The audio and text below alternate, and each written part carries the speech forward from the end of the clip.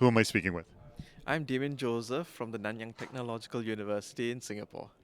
Hi, I'm Mike Gallivan from Georgia State University in Atlanta.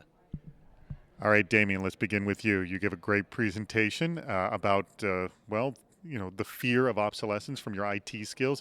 Give me a quick summary. Talk about the theory you were sort of starting with and what you discovered and what you were surprised by. We find that IT professionals are threatened by their professional obsolescence.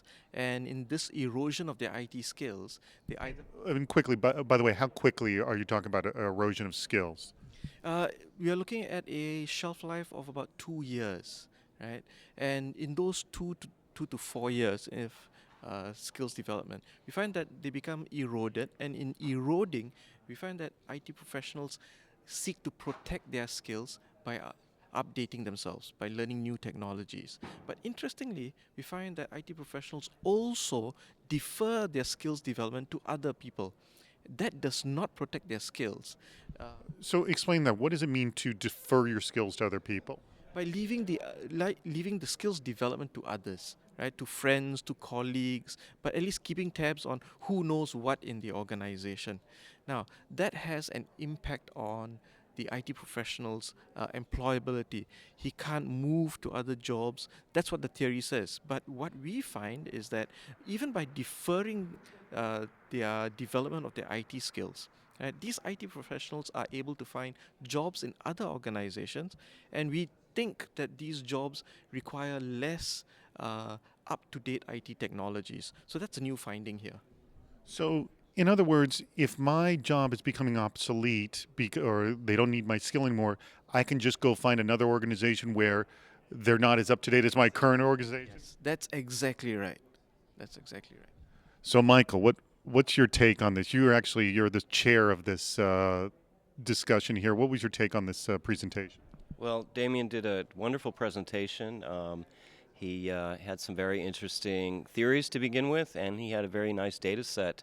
I don't care how wonderful it was. I want to know what your actual take is on the actual presentation itself.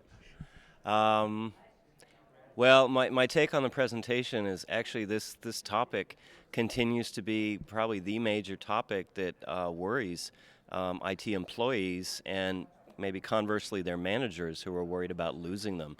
In fact, I did my dissertation 15 years ago on this same topic, although I was calling it reskilling at that time. That was the buzzword in the mid 90s. And so, what has changed drastically 15 years ago to today? Of course, the names of the technologies have changed, and I think probably the biggest change is that all IT employees realize that this is their own responsibility now too.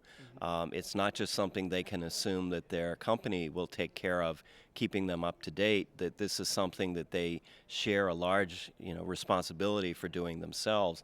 And I think when I was studying this issue 15 years ago, in a lot of companies, just because of how things had always been done before, employees believed that this was the company's job to do for them.